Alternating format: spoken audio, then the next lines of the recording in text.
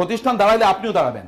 যেমন মেটার কথা বলছি, যেমন গুগলের কথা বলছি, যেমন বাংলাদেশের সবচেয়ে দামি কোম্পানিগুলোর আপনি আকিজের কথা বলি ফর এক্সাম্পল, যারা আপনি যখন ওখানে চাকরি করবেন তখন আপনারও ওই প্রতিষ্ঠান যত বড় হবে আপনিও তত বড় হবেন।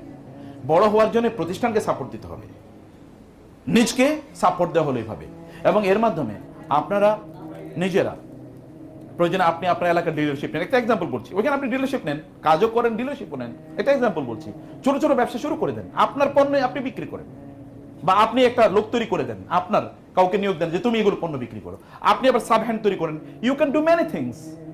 আপনি কেবল একটু ডাইনামিক্যালি চিন্তা করলেই হলো। আপনি কাউকে আরো অন্য কাউকে আপনি নিয়োগ করতে পারেন, নিয়ে যেতে আপনাকে আরো সাপোর্ট করলো, আরো বেশি মানুষের সাথে রেপোর্ট তৈরি করা, মানুষের সাথে সম্পর্ক তৈরি করা। আপনার পণ্যটা আপনার কেবল হাসির কারণে নেবে। আপনি ওইখানে গেছেন, আপনাকে 3টা কথা জিজ্ঞেস করলো, আপনি একটা কথার উত্তর দিলেন না। আপনি জানেন যে কোনো মানুষকে দেখে হেসে দেওয়া এটাও কি, এটা তো সুন্নাহ শুধু না, সাদাকা। কাউরে কোনো ফকিরের দান করলে, যেটা টাকা দান করলে আপনি যে সওয়াব পেতেন, কাউকে দেখে হেসে দিলে কি। আর আমরা মার্কেটিং এ বলি smiling is the best marketing টুল। কোন এসআর সেলস রিপ্রেজেন্টেটিভ যদি দোকানিরে দেখে হাসে, ওই দোকানে তার পণ্য কেনা ছাড়া তার কোনো উপায় আছে? আর আপনি যাইবেন, মনে হচ্ছে যেন আপনি কয়লা মুখে দিয়ে গেছেন, একেবারে চেহারার দিকে তাকাইলে মনে হচ্ছে না এখন উজু করে আসা উচিত আমার, তাই না? আপনার যদি পরিস্থিতি এইরকম হয়, তাহলে আপনার পণ্য কেন লোকেরা কিনবে? ওনার দায় পড়লো, ওনার দায় পড়লো কি? প্রয়োজন আপনি ইনভেস্টমেন্ট করেন, আপনি ওনাকে চা খাওয়ান, যাওয়ার জন্য সময় 2টা চকলেট নিয়ে যান। ভাই আপনি আমার পণ্য গত মাসে অনেক বেশি বিক্রি করছেন, আপনার জন্য এই ফুলের শুভেচ্ছা। করেন না এটা? ডু সামথিং, নতুন কিছু আপনি উদ্ভাবন করেন। এটা করে আপনি আপনার নিজের পজিশনটাকে বাড়ান, নিজের সম্মান বাড়ান।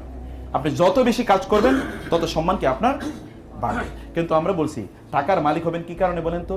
কেবল দুনিয়ার কারণে না, আপনার আখেরাতে লাগবে। আখেরাতের কাজ করেন। আপনার মনে চান আপনি একটা মসজিদ করেন, আপনার মনে চান আপনার এলাকায় একটা মাদ্রাসা করেন, আপনার মনে চান আপনার বাবা মার জন্য আপনি দান সাদাকা করেন, আপনাকে একবার মনে চান যে আপনার বাবা মাকে আপনি হজে পাঠান। আপনি যদি না মনে, এটা যদি আপনার মনে না উঠে, তাহলে আপনি একটা কুসন্তান, আপনি একটা কুসন্তান। আপনি যদি এটা যদি আপনার মনে না চায় যে আমার বাবাকে আমি হজে পাঠাতে চাই, আমার মাকে আমি হজে পাঠাতে চাই, তাহলে আপনার স্ত্রীকে আপনার কাছে রাখবেন, আপনি ঢাকায় ভালো জায়গায় রাখবেন। আপনার যদি এটা মনে না চায়, তাহলে এটা কুশ স্বামী, স্বামী হওয়াই উপযুক্ত না। অথচ আপনার শক্তি আছে, আপনি করতে পারেন কাজ, চাইলে কাজ করতে পারেন। কাজ করেন, বারাকা দেওয়ার মালিককে। যে কাজ করবে আল্লাহ তাকে বরকত দেবেই। এই যে ইউরোপিয়ানরা করছে, হিন্দুরা করছে, বৌদ্ধরা করছে, খ্রিস্টানরা করছে, কেবল কাজ করে না কারা? পৃথিবীর একমাত্র জাতি যারা কাজ করে না, পৃথিবীর একমাত্র জাতি যারা কাজ করে না। অথচ কাজ করা আল্লাহ তাআলা তাদের উপর ফরজ করে দিয়েছেন, অন্য কারো উপর কাজ করা ফরজ না, কিন্তু এদের উপর কাজ করা ফরজ। আর এই জাতিই কাজ করে না। ফজরের নামাজ পৃথিবীর কারো উপর ফরজ নাকি? কিন্তু আমাদের উপর ফরজ। কোথায় ফরজ? জামাতে গিয়ে পুরুষদের জন্য। পুরুষ ঘরে নামাজ পড়লে হবে নাকি? যেই পুরুষ ঘরে নামাজ পড়ে, ওর তো বিয়ে করে উচিত হয়নি, ওর বউ তো ওরে তালাক দিয়ে চলে যাওয়া উচিত, যদি বউ তালাক দিয়ে জায়েজ নেই, এটা আরেক আলোচনা। কিন্তু ওর বউ তারে ছেড়ে যাওয়া উচিত। কিন্তু আধা পুরুষ যে এখনো ফজরের সময় সে ঘুমে আছে। পাখি যদি আপনার আগে ঘুম থেকে উঠতে পারে, তাহলে বুঝবেন আপনি পাখির চেয়ে অধম। যদি শিয়াল এবং কুকুর আপনার চেয়ে ঘুম থেকে আগে উঠে, বনের প্রাণীগুলো আপনার চেয়ে ঘুম থেকে আগে উঠে, তাহলে আপনি তাদের চেয়ে অধম। আপনি তাদের মতোই হতে পারলেন। তোমার ছেলে জাগলে মাগো রাত পোহাবে, তবে আপনাকে জাগতে হবে, তাইলে রাত পোহাবে ইনশাআল্লাহ। তাহলে আপনারা উম্মার জন্য সম্পদ হন, আপনার ভালো ব্যবসায়ী হন, আপনার ভালো কর্মী হন। লোকেরা আপনাকে দেখে প্রশংসা করুক, ও is a man, good worker, good performer. অন্যরা আপনাকে দেখে ঈর্ষা করুক, বলুক, বেঞ্চমার্ক হিসেবে আপনাকে নেক, যে না ওনার মতো।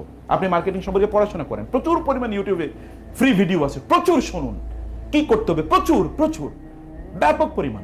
সময় নষ্ট করবেন না। সময় নষ্ট যারা করে তারা তো শয়তানের সবচেয়ে বড় ভাই, আপন ভাই। অন্যরা তো শয়তানের খালতো ভাই, কিন্তু এরা শয়তানের আপন ভাই। ইন্নাল মুবাযযিরিনা কানু ইখওয়ানা শায়াতিন। শয়তান একবার তার মজমাকে নিয়ে বলছে যে আমরা মানুষের পথভ্রষ্ট করতে চাই, কেমনে পথভ্রষ্ট করতে পারবো বলো। শয়তান চেলা চামুন্ডরে নিয়ে বলছে, একটা পিচ্চি একেবারে পিছনে বসে আছে, বলে স্যার আমার একটা প্ল্যান আছে। সে তো ছোট, সে বলছে যে আমি আসলে বললে আপনি কি মনে করবেন, সবাই এত ভালো ভালো প্ল্যান দিছে। তো বলছে তোমার প্ল্যানটা কি কও? বলে যে আপনি মানুষের ঘড়িটারে উলট পালট করে দেন, ঘড়ির উলট পালট করে দিলে তাহলে মানুষ সব শেষ হয়ে যাবে। বলে মানে কি? আমি তো বুঝি নাই, ঘড়ি উলট পালট করে দেওয়া মানে কি? বলে তার টাইম গুলো এলোমেলো করে দেন, কখন ঘুমাবে, কখন উঠবে, কখন খাবে, কখন কাজ করবে, কোনো কিছু যেন ঠিক মতো না চলে। এটা করে দেন, তাহলে দেখবেন এগুলো সব পাগলের মতো ঘুরতে থাকবে। বলে তুই তো ভালো আইডিয়া দিছিস, তোরে এখন কি দেওয়া হোক, নোবেল প্রাইজ দেওয়া হোক। এবং ওই আইডিয়াতে এখন সারা পৃথিবীর মানুষ চলতেছে, মুসলমানরা সবচেয়ে বেশি চলতেছে ওই আইডিয়া অনুসারে। দেখেন আপনার কোনো টাইমিং ঠিক নাই, আপনি বলতে পারবেন না যে আমি ডেইলি সকালে ঘুম থেকে উঠি। আপনার তো সেলসম্যান আপনি বা এসআর, আপনি সিদ্ধান্ত নেবেন সকাল 10টার আগে আমার সেলসের সকল কাজ শেষ, এরপরে আমি ফুরফুরা ভাবে চলবো সারাদিন। এইটা আপনাকে সিদ্ধান্ত নিতে হবে। তাইলে দেখেন আপনি see the change, you do it for 1 2 3 months 4 months and you see the changes in your life ইনশাআল্লাহ। আমি আপনাদেরকে বলবো বোনেরা, বাজারে যাবেন, সুন্দর সুন্দর বই আছে, বিলিভ মি। আমাদের আজকে 2টা বই আছে এখানে। এটা হচ্ছে মায়েরা আসলে